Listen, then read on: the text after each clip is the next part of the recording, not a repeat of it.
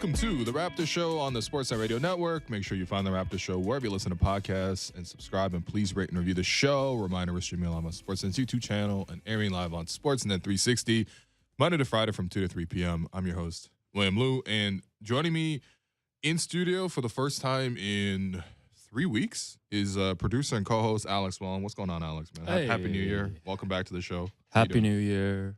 You know, I've seen you a couple times. Happy birthday. Right. You right, 30 right. now? I'm 30 now, yeah. You learned last night not to eat spicy food. We went to Hot Pot, you know, pushed it a little bit. Just Heidi Lau. Yeah, and shouts to Elaine and Trevor. Yeah, of course. Rock Asians. Rock Asians, man. It's coming soon. But Is it? Yeah. But you know, the spicy food didn't sit too well. Well, as we know, when you go to Hot Pot, they give you the choice of the soup base, and they have plenty of options. Spicy. It was and for me, I'm just like, look, what's the point of going to Hot Pot if we don't get at least like a medium spicy kind of thing? What's the point of going to eat if you're gonna suffer? Like, shouldn't you enjoy your food? No. Okay. It's all about appreciating the culture, and obviously in true Sichuanese cuisine, you would have spicy hot pot. It's not even an option. It definitely has to be spicy. You guys went for just the pork bone broth, like very, very chill. Yeah. I was just like, Good no, experience. give me the standard. Like I didn't even ask for the super spicy because I know myself. I'm like, just give me the standard. Yeah. And yeah, I don't know. I'm down bad this morning. No, but, 2 minutes shout in, out to two- Heidi Lau, man. Great location. Yeah, in all shouts the to areas Heidi in Lau. Toronto where Asians are. Free promo. Yeah. But yeah, 2 minutes into the meal, it was like, yeah, this ain't it. Well, you Like- guys were coughing. You guys were literally the Edges Elba meme the whole night. Meanwhile, I was just like, yeah, this is tasty. I've been telling people, you know, including Vivek Jacob, who's going to be joining us in the second segment for like a decade. Like, there's no point in eating spicy food. So that's the big adjustment when you turn 30. Like, why? You got to invest in some Tums. Yeah. You know, I always got Tums on deck. I don't know that you always don't have know? Tums on Oh, deck. I got Tums in my bag if you need, man. Anyways, the Raptors are starting a 6-game homestand tonight against Milwaukee. Will, the streets are saying this is a do or die part of the season. The streets. Yeah. So, Yeah. well, I guess the standings as well. Raptors are 5 games under 500. I think less about just where they can get in the standings. I think it's important just to see the next couple of weeks, like this team just trending upwards, like outside of just wins and losses, right? Yep. Like I don't want to be the wins and lessons guy. Shouts to Ty Lue, but I think you just want to see encouraging signs, and you want to see what this roster is about. And I think the front office and the head, you know, the coaches want to see that this team is moving in the right direction. Like I know the goals, these are very low goals at the moment, but I do feel like that's where the team is at right now. Yeah, no, I mean, I think it's fair. I think last season, and I really dislike comparing to last season all the time because the goal of this season was not to just replicate last season game for game, bar for bar, but it was like supposed to take a step forward, but clearly that didn't happen. No but bars this year. Last season, the Raptors had like 2 separate 6-game win streaks, and it really helped propel their sort of, their season.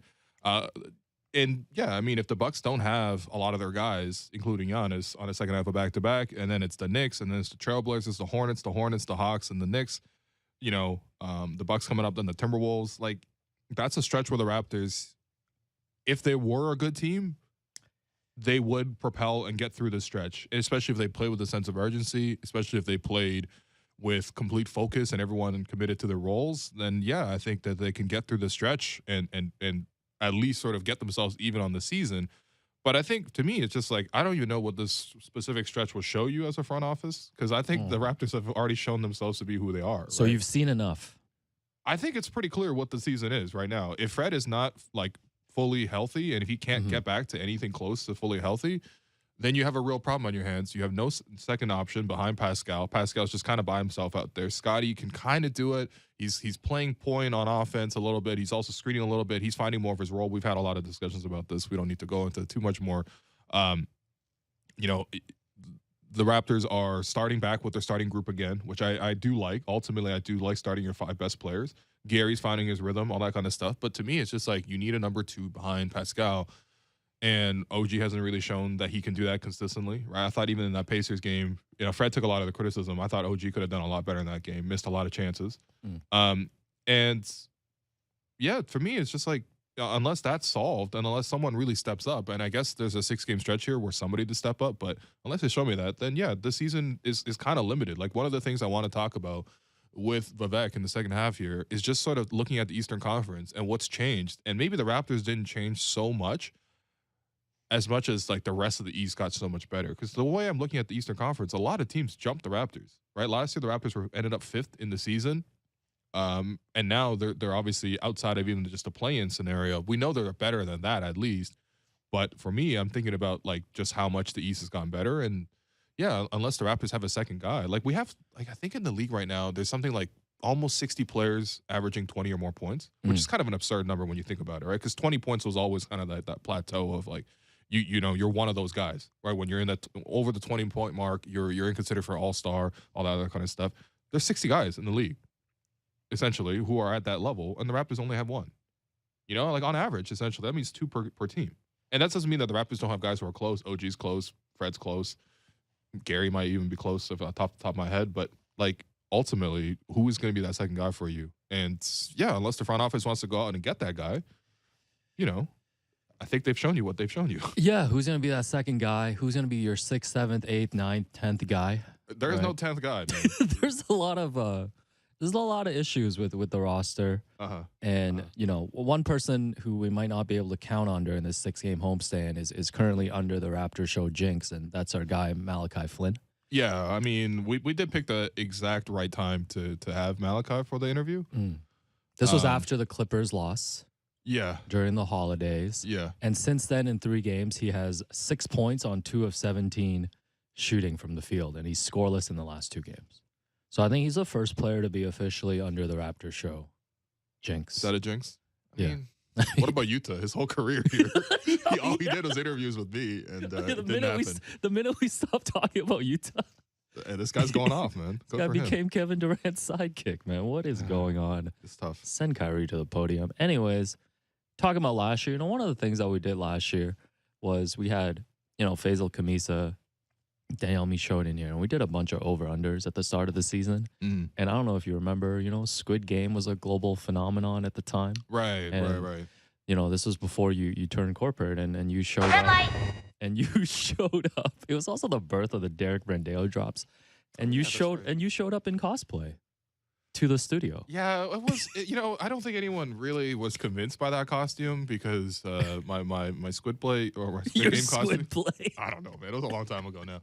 Was just like one random Nike tracksuit, and then like I stuck a number on it. I don't know. It wasn't very convincing. Yeah, you and Chris. The really costume was just alike. I was Asian and I was on the show. Yeah. Anyways, you know, we didn't do any over unders at the start of this season because you know you were busy vacationing and things. So I thought, you know, we could do some over unders for the remainder of the season. Okay. So I hit you with some of these. We're revising our expectations, man. I hate this, but okay. Revising expectations. I hate this. Plus, I slowly descended into being a degenerate gambler once again. So this is kind of on that track. Wait, hold on. Can I reveal what happened in the media room the last time we were there? What happened? Pre-game, we were watching Nick Nurse, the press conference. No. We'll leave that. Oh, yeah. okay. All right. Anyway, shouts to Mikal Bridges. Leave that for the banter pod. Yeah. Anyways, here's your first over-under. Okay. This guy's trying to reveal so much this week. Number of trades at the deadline for the Toronto Raptors, over, under 1.5. And before you answer, so Michael Grange, friend at Sportsnet, put out an article yesterday, just an update on the Raptors situation. And he said that according to one league source who's been monitoring the Raptors situation closely, he said, quote, Toronto is the first domino. What they do will affect teams all across the league, including Dallas, Phoenix, Lakers, Atlanta. Not that it's about deals with any particular teams, just that people are going to wait and see what the Raptors do before they make their moves, and that Toronto could set the market. So over under 1.5 trades. I'd say over. Okay. I think right now it's almost like you're being primed as an audience to like anticipate moves being happen. And obviously, like, I don't think, to be honest, like they really need to treat it with kid gloves either, right? Like I think the situation is what it is. I think everyone understands how frustrating the season has been. When they watch the product, they understand that moves definitely need to be made. So I don't know necessarily they need to be primed in this sort of like very deliberate way, but I think it's pretty clear. Like you're going to make moves. At minimum, I think you'll probably see some minor moves, like Otto Porter, for example. Can we move him back to the Warriors? Yeah, he's up next on the over-unders, but yeah. Okay, yeah, Go fair enough. on. But my point is like, yeah, I think you do need moves on this team. And look, I'm not saying that there's not two kinds of moves, right? In the sense that you tank or you contend, right? I think for me, I'm looking at a move where can you use this trade deadline period to realign your roster to address some of your weaknesses? And we've seen over time that the center position is a weakness. If they truly want to go centerless or whatever, then someone needs to emerge in that small ball center role. Is that going to be Scotty for you? Is that going to be, I guess they've tried OG and Pascal in the past. I don't really think they're good options for that. Is that going to be Precious for you? Is he going to be, for the rest of the season, continue to progress and get to the point where he's knocking on the door for starting again? Because that's where he ended up last season. And then, of course, he took a step back. You need somebody to step up for you at center position. And then the new problem this year is point guard, right? Like Fred was obviously very good last season, pretty good the years before that as well. But this season, his body's breaking down to the point where it's just like, can you actually move forward with him? Right? What is physically wrong? Can you get him to a point where we don't think about, okay, he shot 3 of 15 again, but it was his back, it was his knee, it was this and that. Like, can we get to the point where he's playing consistently, where we're not constantly coming on here and talking about reducing his role, reducing his minutes?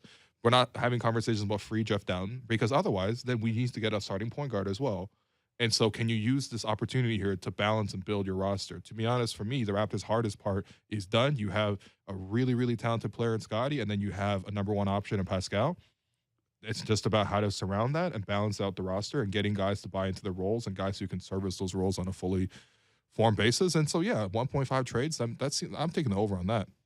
Yeah, that's interesting. Yeah, I think Granger's report is interesting too, because I think a lot of teams just waiting to see, what the Raptors are actually going to do in terms of how many of the players they're willing to make available, right? Because they certainly have a lot of attractive players that, could fetch a, huge return if you're looking towards the future, in terms of draft picks and young players. And I'm with you. And I think the other big question for this team is like, when you start sitting down and thinking about it, and I've seen a lot of chatter about this too, is like, when you sit down at the trade deadline, when you start thinking about what to do with the roster, should the only thing be in mind of building on, Pascal's timeline in terms of building the best contending team around Pascal Siakam? Like, do you think that's, the approach that this team should be taking? Because they do have a mix of younger guys. And, they could still go in a direction where they could add, more veteran pieces and win now pieces. So I think that's one of the big questions for them too, right? I was watching Pascal's media availability yesterday after practice, and to me, I think relative to the other Pascal press conferences, I thought there was a little bit more frustration. There's a little more annoyance, and there should be annoyance. Understandable. Right? That game against the Pacers, they should have won. Like they're supposed to be turning their season around, and that's not to say that like the Pacers are an easy opponent and they should just roll in and beat them on the road. But my point is that, like, if you're really turning the season around, you got to play with that urgency and finish out that game. And I see Pascal's frustration, and his own message is just, I work really hard, we work really hard, and we just want to win, right? And can we get everyone committed to winning? And, obviously he's not going to say everything that you need to say in that scenario or that he could say. But, like, the whole point is just, like, there needs to be that urgency to win. Like, if everyone on the team had that same commitment to improving themselves year after year the way Pascal does. And that's not like a subliminal on anybody. I mean, like, everybody on the team can take a lesson from Pascal, because he's literally one of the most improved players in the NBA from where he came into the league and where he is now. If everyone on the team took that same approach and had the same commitment to winning as Pascal does, the Raptors would be in a way better spot. So, yes, they should build on his timeline. They should not just build on his timeline in the sense that you trade all your picks, but you need to at least put decent pieces around him. The fact that Pascal's never had a center around him after Mark and Serge left, like, it sucks to see, right? Because it puts him in a position where he has to play center, puts OG in a position where he has to play center, puts Scotty in a position where he has to play center. We know none of those guys are true centers, right? And those guys can pick up fouls and all that kind of stuff. So, yeah, I mean, it's just, to me, when you watch the games like the Pacers game where Pascal's excellent, or you watch the game against the Clippers where he goes up against Kawhi and Paul George and he's by himself out there and he puts up 35 and it doesn't even matter. Of course, that's frustrating, right? But that's where they got to continue to improve the roster. And more importantly, find him a number two, right? Because right now, like, I have no idea who that guy is on the roster. It might not be on the roster this season, at least. Yeah, you really hung up on this number two thing. But he's just right, alone. Though. No, he's right. Alone. I'm trying to fix 6, 7, 8, 9, 10 as well. Otto Porter next up, over under. Otto Porter's return date, over under March 1st. So Otto's played 8 games this season. Seems high, actually. I'm going to need to see the tape on that. This doesn't pass the eye test for me. And as you mentioned on the show yesterday, Nick Nurse was asked for an update on how Otto was looking. And he said not very good, basically. No update. So I think Otto was expected to return. Yeah. Well, I mean, part of that Grange piece that he put out on Sportsnet.ca, he also talked about how there's a, frustration around Otto, let's just say, around the team, and that they would obviously try to move on from him in the trade deadline. So that's another one where it's just like, clear that situation is just not working out, not just because of the injuries. But I also think that, like, part of it is, to me, the way I was thinking about it. And again, I remember when we had one of our goats, Andy Liu, come on the podcast when we signed. All right, yeah, you're right. He's still eating spicy, man. no, shout out to Andy Liu, man. I know he's going to Heidi Lau as well. But he talked about how when the Warriors had Otto Porter last season, they managed his minutes. Minutes, and what they did was that they kept him out of back-to-backs, right? And you go back through Otto Porter's game logs from last season, he was able to play 60-plus games. He was able to play throughout the course of the playoffs and then the finals, including getting moments in the finals as well. So we know he's a capable player in terms of being able to play those games for you. But you also have to literally give him that Kawhi Leonard load management program, right? And, well, it's interesting because that idea came up to me because I looked at the 8 games recently because I was also like, did Otto play for us, right? But then I went back and looked and it was like, yeah, of course he played for us. And in that stretch of 8 games, 2 of those games, the Raptors played him on back-to-backs. Now, of course, I understand the situation at that time was pretty dire. A lot of guys were sick. Pascal was also out in that stretch. So you needed your vets to start for you. Some of these games, by the way, Otto Porter started 2 games for us, right? But he played 2 sets of back-to-backs, and then his body started breaking down. And it's just, to me, I'm just like, if there was a working formula with the Warriors last year and then they didn't apply it this year, then, sometimes you come up snake eyes when you roll that dice. Love that. Yeah. Actually, let me revise this over-under then. A number of games Otto Porter will play for the Raptors for the rest of the season, over-under 0.5. I can't believe this is... 0.5? This is putting you to the test. How? I think he maybe come back some plays. I don't know, to be honest. I would be really interested to see if he plays post-trade deadline, though, for another team. Just pretend if you have $200 on this, man. What are you doing? Over-under on this? Under. No, that's wild, man. All right. Yeah. But anyway, listen, like it is what it is, It is what it is. Yeah. Up next, number of pregame film sessions that Nick is gonna make us aware of for the rest of the season. Over under 1.5. So far we know of Nick sat down with Precious for film before a game against Houston earlier this season. Unfortunately, it was the same game where Precious got hurt. Yeah. And he also sat down with the entire team before their win over Phoenix last week to review tape of the Memphis game. And from Granger's article, too, he also said that Nick has been fully supported internally in his recent decisions to come down harder on the team. And if anything, the hope that was it might have happened sooner. Yeah. So you would expect, this team has done everything, man. Like Fred's deleted his IG. They've had their team meetings, film sessions. I've heard Pascal talk about sticking together for like the last month. Like, can you go back to that well again, I think Nick and funny enough, Fred also talked about it. Fred always talks about it like he's one of the coaches too. But they had a discussion where they were just like, you only have so many bullets that you can fire this season, right? Yeah, this Russian roulette this season. It really does feel like it. And I think they asked Nick about it, and I think Nick said, "I got lots of bullets. I got them saved up from last year." Yeah, he said bullets don't expire. Actually, go back and listen to that interview. It's very, very funny. Damn, man. Omar's staring down Brother Muzo, man. He said these full fives beat a full house. Yo.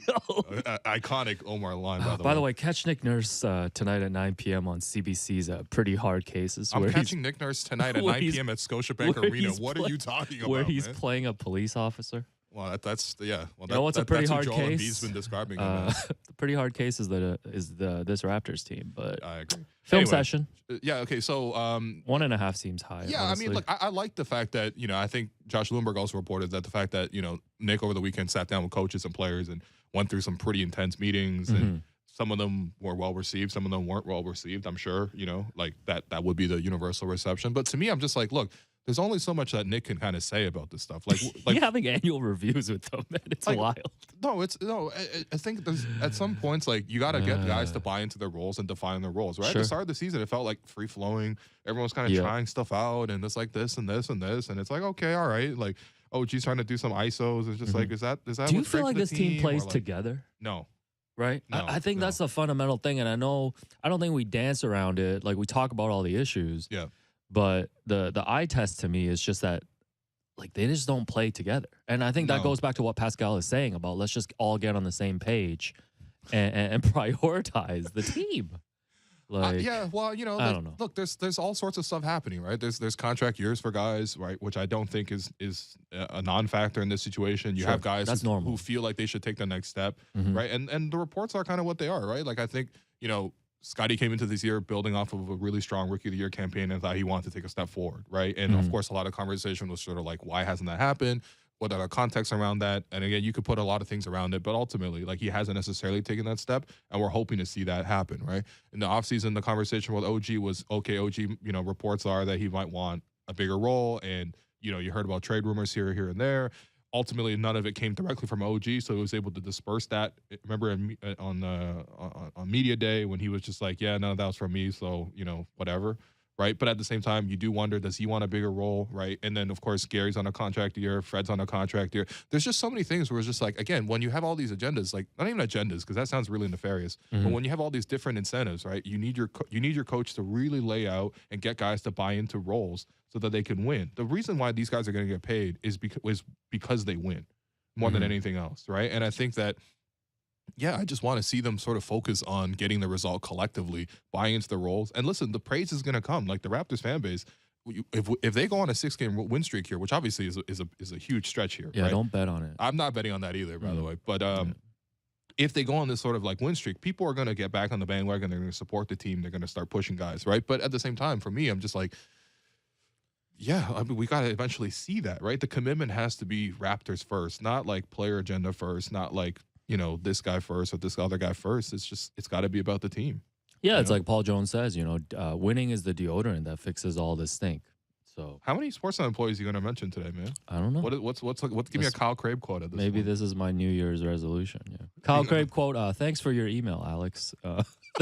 That's a quote from Kyle Crabe. It's more than I've gotten. Let's see. So over under on the film sessions 1.5. I would still say over. I think Nick is going to continue to try to do this. And listen, I think part of it too is just like you light the fire under guys and you see who can respond to that. And if guys can respond to that, that's a big important like data point that you have as a front office in terms of evaluation. Because ultimately they back Nick. Right? If anything, I think some of the reports were that they kind of wanted Nick to do this even earlier, right? Yeah. But of course, you got to be a little bit sensitive. And it's also earlier, I mean, some of the guys were out. Like you can't really rip into the team when Pascal is out, right? Like that's such a big part of the team missing. Sure. Or even when OG was out, that's a big part of the team missing. Or Scotty was out, that's a big team. But ultimately, yeah, you take this hard approach. And if guys either buy into that or they don't buy into that, then of course you can look at the situation and move on for certain guys who don't want to buy into that message. Yeah. You know, and that's why I said also over and under for the trades. I said over 1.5. Yeah. This is basically like just like you either agree to this or you don't. All right, let's do one more. Okay. Total regular season wins over under 40.5. So to get to last year's 48 wins, the Raptors right now 16-21. The Raptors would need to go 32-13 to match last year's total. So I think that's out the window. That's out the window, I think. To get to 41 wins, they would need to go 25-20 the rest of the way. And your over-under is at 40.5. If the team stays fully healthy, I think they're better than that. Like, I think they actually can reach that mark. But also at the same time, you have to factor in they haven't gone out west yet. Right, there's always going to be one long Western Conference road trip, and they're probably going to be at best like 3-3 on that kind of thing. Yeah. Also, might I remind you, they still haven't won more than 2 games this season. Oh yeah, that's a big important deal when you got to win 3 out of every 4 games. Whole team's sweating right now. And of course, you need the whole team to be healthy. Like you know, like even watching Precious come back, I'm like, wow, we actually really did miss that kind of energy and athleticism, and just obviously that first stint he was super winded. Second stint, I thought he was doing great. Right, so. Realistically, is the whole team going to stay healthy? And is Nick going to play them all 45 minutes and try to, like, you know, get something out of this? I think they will try, but... 3 Raptors players ranked in the... 3 Raptors players ranked in the top 10 in minutes per game right now, by the way. I'm not surprised. That's Nick's that's Nick's calling card, man. Yeah, this is per Kartika at the other sports network. Yeah, of course. But like, I think for me, it's just This like is Nick's whole that's his thing. Playing 6 guys to That's the lose thing. to the And I think Pacers, though, is so sad. I know, right? Like even Fred, who obviously shouldn't have played that many minutes, not just because he wasn't performing well, and he was like, again, 3 of 15 is really nasty, and the fact that he's had so many of these stat Yeah, lines but is a real problem. Like TJ it's one of the biggest TJ problems this McConnell season. was cooking, man. They couldn't play any other guard out there. But it's also like, yo, he just came off of back spasms. Like there's got to be another way. Like why is Delano in the G League if Fred's got back spasms? Like that doesn't even make sense. But you need as much man. bench depth as you need. Then again, I don't know. If they didn't play Jeff Dowtin either, then it's just like, what are you really saying? You Yeah. know? But Jeff Dowtin was nice in that fourth quarter against Memphis, Well, I mean, as you all told me. okay, yeah. I mean, look, listen. People are giving Malachi that first look here, and just sort of like he's getting that runway. And obviously, he played decently enough to get to that point. But when you see a game like that against Indiana, where again your urgency is to come in and win, your starters build you a double-digit lead, and then you turn it over to your bench, and the lead is immediately gone. And it's not just like everybody on the bench sucked, but like ultimately the bench has got to come in and do something for you. No, man, they got outscored 54-7. They sucked.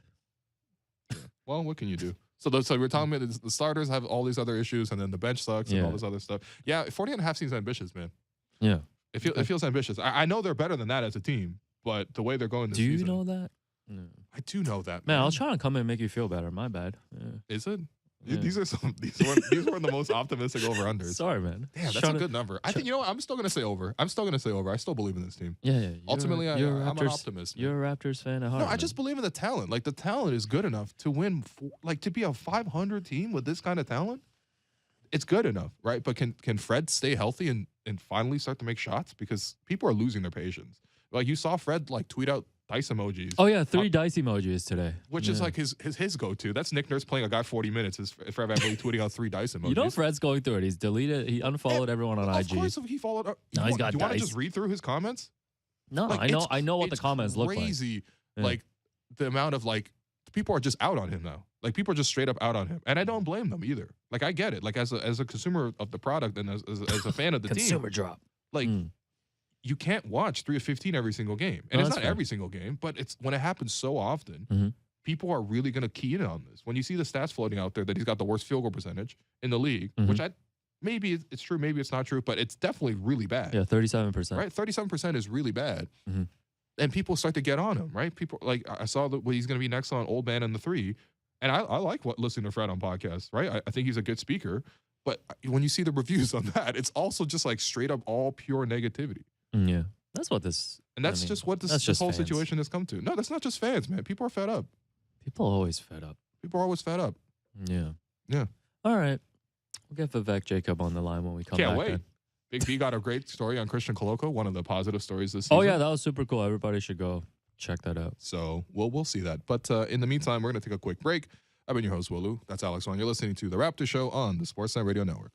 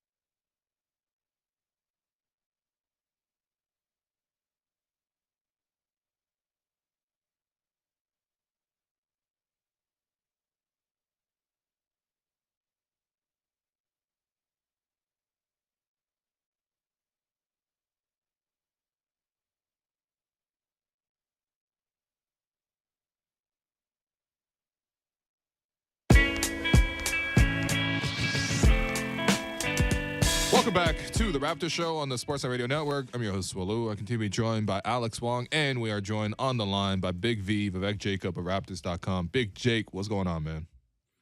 Hey, man. Why you had to do me like that? Big Cocoa, man. How's that cocoa bubble tea, bro? It was good. It was good. Thumbs up. Thank you for the gift card. Are you ready to enjoy 40 more of these? What was your specific What was your specific order, may I ask? We gave him a lifetime supply of cocoa. Yeah, for context, we gave Via a $100 gift card to Coco for his birthday. Yeah. What was your order though? No, honestly, that was my first time there, so I went super basic. I just got, regular bubble tea, and it was Okay. I asked them if they have honeydew, which is my favorite. Oh. They didn't. So, Really? An Asian place doesn't Yeah. have honeydew. Learning so much we've about learned it first. your bubble tea interests. Damn. All right, we'll just get into so some then honeydew I was like, next you know time. what? Just hit me with the basic. Wow. This guy said a double-double, please. Idiot imports. By the way, we did learn last week at the arena too that Matt Devlin's never had a bubble tea. That's right, because I came to the arena and I was wearing a bubble tea pin on my sweater, and we were talking to Matt. And as always, Matt, every time he sees me, he's like, "Are you okay?" He literally genuinely comes up to me, puts his hand on my shoulder, Yeah. and he's like, "Son, are you all right?" And when you say you are, he's like, "No, you're not." I was like, "Yeah, I'm like life's fine, man." He's like, He's "You're like, not "You're fine. not." I can see it in your eyes. The Raptors have lost 3 straight, man." And he's like, "Are you okay emotionally? Like, are you still gonna do your job, Will?" Like, and I'm like, "Yeah, I love it, But no, and then at the end of it, he was just like, "Why are you wearing a milkshake on He your called shirt?" you a milkshake duck. And I was like, "No, it's a bubble tea. It's a cultural thing." So, So yes, yeah, next time he's in studio, we're gonna get him a bubble tea. Right, We'll send him a whole we're menu. gonna get him So the you're standard saying double-double. I gotta take Matt to Coco, use Yeah. that gift card. Yeah, you guys should make that happen. Yeah, how did they receive it when you said, "I'm gonna pay with gift card, please"? When they were like Visa or Mastercard, and Yo, they called the headquarters in Asia, man. they were like, "Sir." No, they straight up looked at me like, "How did you get one of those?" That's but crazy. then it worked. So I was Yeah, like, they "All even right, take it's a real Alipay. gift." So That's wild, man. All right. anyway, What are you guys talking about? okay, V. So this is one of the things I want to talk to you Soccer. about. No, we're not talking about soccer today, unfortunately, because Liverpool look like just trash, and United are somehow back this year. We are going to talk about how the Eastern Conference, right? And I think one of the big differences, we've been focusing obviously so much on the Raptors side of it, but for me, I'm thinking about there's a lot of teams in the Eastern Conference that have gotten better from last season, either through development or through offseason additions. And to me, I'm looking at it like maybe the Raptors didn't get so much worse than last season. I mean, I think they are clearly playing worse than they were last season, but part of it is also just other teams in the conference have surpassed them. Like, for example, a team like Brooklyn, right? They've already been swept by Brooklyn. Last season, they were 2-2 against Brooklyn. So there you go. There's already 2 games right there additional that you're under already just at this point in the season. But, when I'm looking at teams in the East who have surpassed the Raptors in the offseason, either through development or through additions, for me, I'm looking at 3 teams, and I want your thoughts on those 3 teams. For me, the first one is the Brooklyn Nets, who are the hottest team in the NBA right now, going for, I think, 12 or 13 straight wins tonight. Yep. They got Ben Simmons healthy, which is a big thing. They got Steve Nash replaced with Jacques Vaughn, and honestly, Jacques has done a really great job with that club. And clearly, they weren't responding to Nash, so that's an upgrade. And then they got marginal upgrades around the roster, but that really helped redefine who they are. Yuta Watanabe, obviously, Royce O'Neal, and then even T.J. Warren. These are all offseason additions that are to bring in all these wings. And to me, like, who knows where Brooklyn ultimately ends up in the playoffs? But right now, they're looking like literally one of the best teams in the league, just based on how well they've been flowing. Do you agree with that assessment of Brooklyn? And also, do you see Brooklyn as now clearly ahead of Toronto? Not just now, but even going forward?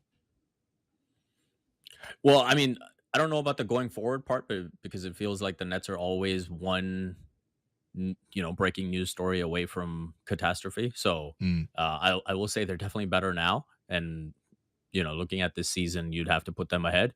I'll also throw Nick Claxton in there. He's having an awesome season for them. And, there were some rumors about the Raptors trying to get Nick Claxton at the deadline last year. That didn't pan out. That would have been worth 4 wins this season, by the way, just saying. And, the biggest point you made is Jacques Vaughn. I think he's come in and he's made a real defensive emphasis, and he's brought a real togetherness to that group, which is something you would not have associated with the Nets before that point. And they're playing great basketball. They're, as good as anyone in the East right now, because especially when you look at the Bucks and Celtics, they're both 5-7 over their last 12 games. Mm, Robert Williams physically is not looking great. Although, at the end of the day, you'll still put them in the top three teams, sure. but Yeah. that's a concern. Middleton's health, I think, is a big issue for the Bucks.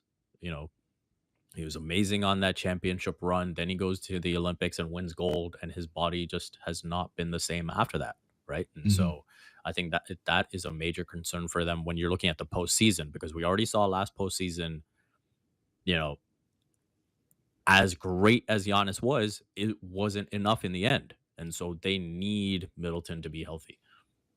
Yeah. No, honestly, Brooklyn is looking really, really good right now, and especially just the level which Katie and Kyrie are playing at. I mean, we know obviously they're great players, they're championship players, they're Hall of Fame players, some of the greatest of all time. But Hmm. they're showing you that level on a nightly basis. And yeah, we've seen the Raptors play their very best games against Brooklyn, and it still doesn't really measure up, right? Obviously, we saw Kyrie with the game winner as well. So Right. Brooklyn has definitely surpassed the Raptors. Cleveland has surpassed the Raptors. Now, Cleveland and the Raptors were kind of Cleveland was ahead of Toronto for most of last season, if you remember. Then Cleveland had a lot of injuries towards the end, especially with Hmm. Jared Allen, who was anchoring their whole defense. Him going down, the Cavs really slipped down the stretch. Meanwhile, the Raptors really surged down the stretch. That really helped propel both the Rookie of the Year race to sort of flip narrowly in Scotty's favor, but it also helped the Raptors overall flip positions with Cleveland in the standings. Toronto ended up avoiding the play-in and finishing fifth. Cleveland ended up going to the play-in, and then they ultimately lost 2 games, and they were out of the play-in, right? So, and they didn't make the playoffs at all. This season, they make the trade for Donovan Mitchell, which the Raptors are also apparently involved in.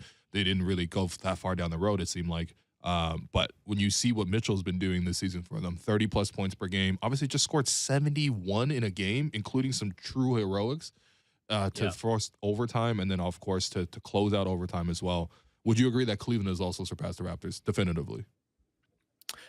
I would not say definitively, only because I think when you look specifically at the Raptors Cavs matchup, I think the Raptors actually would like that. I think if there was any way for the Raptors to sort of get to that 6 or 5 seed and face off against Cleveland, that is probably the one matchup they'd look at right now and say, Hmm. yeah, we like our chances. We'll take our chances. But, in terms of just overall standings, and, you look at the depth and the different options they have to sort of carry their team now, like, you know, the fact that Darius Garland was out for as long as he was, and then you can still rely on Donovan Mitchell and Evan Mobley and Jared Allen, like those are big pluses that come in now, right? Like, and then you throw in, what Kevin Love brings you off the bench, Karis LeVert, as well. I think the one big weakness, of course, you look at is the wing position, and in the playoffs, if they're going up against, say, a Brooklyn or Milwaukee or Boston, and you have to contend with the likes of Kevin Durant and Giannis and Jason Tatum, Jalen Brown. We've seen those problems be exposed against the Raptors Sure, specifically, right? sure. And so I think that is still an issue for them where, you might even kind of look at them as you would like the Raptors of the past, right? Like that early We the North era where they can get Mm. these nice regular season win totals, but I still have questions about them in the postseason against the really top tier teams in the East. No, that's fair. That's fair. But I think looking at Cleveland this year, them being 24 and 14, there's a cohesiveness about them, right? Where everyone sort of understands the role. Obviously, Donovan's coming and being the number one guy. They've accepted that. Obviously, he's flourished in that role. And Hmm. I think the wing problems are definitely legit. As you mentioned, like, the Raptors beating them 3 times is pretty telling on that front. But they probably have eventually an avenue to get to that last piece. Maybe not to like get to like a super great, like an OG Anunoby type of three, which I think will complete their whole core, but Yeah. another type of player who can kind of play in that role for you. And if they get that, then I think they're. I mean, I already think they're ahead of the Raptors, but yeah, for me, like that would help them a lot in the playoffs.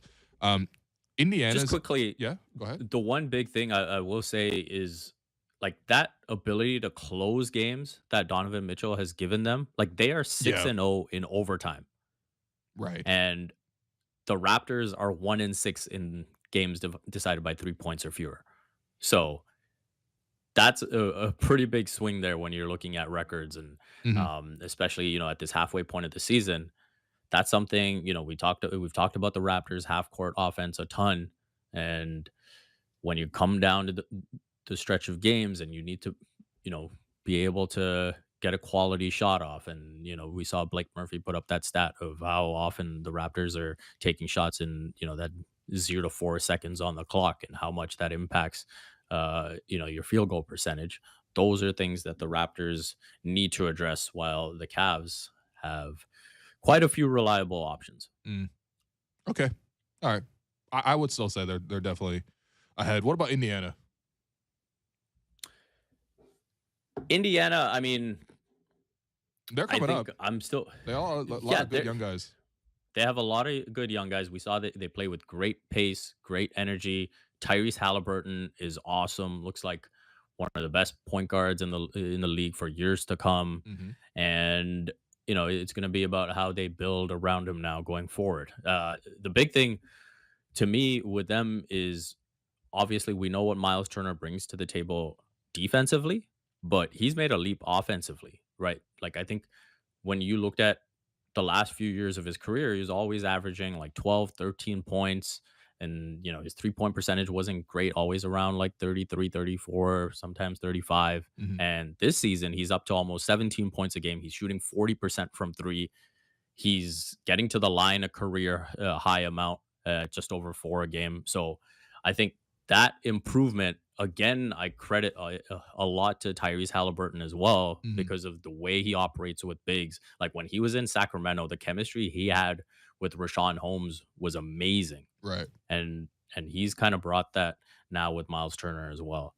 Yeah. No, I mean, I think for me, Indiana is like they're definitely on the upswing. But I still would probably put the Raptors ahead of them. Obviously, the Raptors have lost twice in Indiana. I'm very cognizant of that fact, including the most recent game, and I've praised their Hmm. performances, of course. But I do think that in a 7-game series, even the way the Raptors are right now with some issues, I do think they should be ahead of a team like Indiana. But Indiana does look ahead of schedule. They're definitely on my radar, and honestly, they make one or two more moves to sort of address sort of the obviously their guard position is pretty set, but if they got some like really, really talented wings in there as well, that's a team that I'm really worried about. Philadelphia and Toronto were actually fairly close last year in terms of just like, just the record wise. I think the Raptors only had like 2 fewer wins than them in the regular season. And obviously the playoffs, they played a 6-game series. Um, I think Philadelphia was definitely ahead of the Raptors last year, just especially based on the playoffs. But to me, I'm looking at Philly this year, rebuffing some of their depth, and even with several guys being out for them this season, they're still able to be pretty successful and remain Yeah. in a really winning position. For me, that's also a team that's ahead of Toronto. I'm curious to hear your thoughts on Philly, real quick. Yeah, no, I think Philly is a team that's better than their record to this point. Obviously, they had to deal with the James Harden injury, then they had to deal with the Tyrese Maxey injury, and so now being fully healthy, they have the potential to go on a run here. The DeAnthony Melton signing has been huge for them. So, yeah, I like the moves that Philly made, and I think they are a team. If I had to pick one team that's going to creep into the top 4, potentially the top 3, Mhm. it'll be them. Yeah. Okay. Well, I mean, look, that to me leaves 5 definitive teams ahead of Toronto, right? Boston, Milwaukee, which we didn't even mention, but obviously we know. Hmm. Brooklyn, Cleveland, Philadelphia, and then you get Yeah. into this mix where it's like, okay, Indiana's currently in that 6th spot. Miami's coming on strong. They started the season really poorly. They're starting to play more up to their potential. Tyler Hero and Bam Adebayo have been really great. I would say last season, obviously, Miami was ahead of Toronto, but this year, they started off a little bit poorly. Toronto actually started better than them, but right now they're in a much stronger position than Toronto is. New York is fairly competitive, although that to me that's a very 500 team. Atlanta is under 500 now. They seem like they're going to collapse, so maybe we'll put them below Toronto. But to me, it's just like the only teams that have really dropped this year are the Raptors and Chicago and Miami. And meanwhile, you have some other teams that are really starting to replace them. And so when you're thinking about like making trades at the deadline in terms of how to build or even moving forward, because I think the same top of the conference is going to be the same next year as well. When you're thinking of building next year, like that's who you have to ultimately go into and beat. Like you have to beat one of those 5 teams, Boston, Brooklyn, Milwaukee, Cleveland, Philadelphia, just to even win one round in the playoffs. Hmm. Right. And so when you think about that, V, like does that kind of inform which direction the Raptors should go at the trade deadline here and also beyond? Well, I think the big thing when you look at this season and you're assessing the Raptors outside of Pascal Siakam and OG Anunoby, Mhm. the internal development has not been there, right? And I think that is something that they usually bank on, that they can usually count on, and it hasn't been there. We'll see how Precious Achua looks now that he's back. Mm. Obviously, when you came into this season, the two big storylines as far as progressing to a next level, Yep. it was Scotty Barnes and Precious Achua, and I think those two, obviously, there's still plenty of time to make that narrative work. But to this point, you would say that it hasn't worked out as much as they would have liked. And Mm. then, you throw in the one free agent signing that they had in Otto Porter Jr. Oh, That come has on, man. Don't forget about Wancho. All right. With Wancho, I think he's probably, with the playing time he's got, he's probably exceeded expectations. But in terms of, serious contributions to the roster, serious impact on winning, Otto Porter Jr. has not been what the Raptors would have hoped Mm. up to this point. And so on both sides, in terms of the offseason, internal development, signings, it's been a failure. And so I think that's where all these other teams have maybe gained that advantage Yep. and moved ahead. So I think the Raptors, because it's an internal development thing, they'll continue to preach patience and say that there's still time left in the season. But I think, as everyone is saying, that time is now. And if it doesn't happen in, say the next 8 to 10 games, like if you only win, 2 or 3 out of the next 10, Mm-hmm. then I think that pretty much determines exactly what needs to happen this season. Fair enough. Big V, appreciate you. Read your feature on Christian Coloco was really great. Great tidbit in there about Bismack Thank you. Biyombo. Yeah, your reporting's top notch, man. Yeah, watch V report that in real time, man. You did? Yeah, were you at the Suns game? I was at the Suns. Oh game, yeah. You were actually working though, like React Pod and stuff. Never mind. Oh, okay. All right. Well, no, seriously, it's a great No, show us storytelling the V, there. man. Tier 1. Can I Mr. tease Tier the 1? OG thing, or do I just got to keep it on the Raps for now? Why are you trying to snitch on everyone this week? man? I'm trying to plug things, man. Are things not sacred? Let's maybe save it for another week. Okay. Their all right. names are. Oh, no, it's coming up, man. I can't wait for that one. All right, V. Appreciate you. All right. Congrats on United maybe being top 4 this year. I mean, yeah, all that stuff. All right. Congrats. Thank you very much. Hey, last bit of positivity on the Raptors that Yeah. I'll leave you with, Yeah. because I know even towards the end of the first segment, Alex was just going off. Yeah. The Raptors have played 25 games against plus 500 teams and 12 games against sub 500 teams. How many of those are plus 500 because of the Raptors? Anyway, no, I hear you, man. But, I hear you, V. I hear you. The schedule might get easier. I agree. It's like they had one of the hardest Doesn't schedules. matter but if the schedule gets listen, easier. man, it's not about the opponent in Gotta front of play them. It's better. about the man in the mirror. All right, V, thank you. All right, and yeah, Alex, it's time now for Between the Lines, brought to you by Bet Rivers. There's a whole new game. The line for tonight's game at Bet Rivers is Raptors -5, and it's climbing, by the way, in the Raptors' favor. So, yeah, why do you think that is? Yeah, it's climbing. The first injury report for the Bucks today has a couple players on it. Drew Holiday and Chris Middleton listed as out, along with Joe Ingles and George Hill. As of now, Giannis is not on the injury report. He's coming off a career high last night, 55 points in a win over Washington. It's got to be 70 to move me these days. It's got to be 70 or a 60-point triple-double. Yeah, 55. Nothing else moving me, man. Yeah, 55, yeah, that's nothing. Lowry Markkanen could do that, but he probably would do that probably this already week. did last night. I got to check. But yeah, keep an eye on the injury Sure, report. The yeah. last time the Bucks had a back-to-back in early December, Giannis did sit out one of the games. Mm. So we'll see. And that's why the Raptors are favored. You would think the Raptors should just this should be one of these games where they just take care of business. If there's a shorthanded Milwaukee Bucks, forget this the is the shorthanded Wisconsin Milwaukee herd Bucks. tonight, man. No, forget the shorthanded Milwaukee Bucks and all that kind of stuff. The Raptors have matched up really well with Milwaukee over the years. Okay. They have matched up really well with them. Even in years, even in the Tampa years, they were able to beat Milwaukee. Mm-hmm. But they have to show that commitment to playing together as a team, showing that commitment together to defend. And if they do that, they can compete. They can beat Milwaukee. One of the big turning points last season was the Raptors going on the road and beating Milwaukee. Mm-hmm. So I'm gonna need to see them do that. And if that's how they want to move the season, if that's really about like put up or shut up kind of time, I'm taking the Raptors. Okay.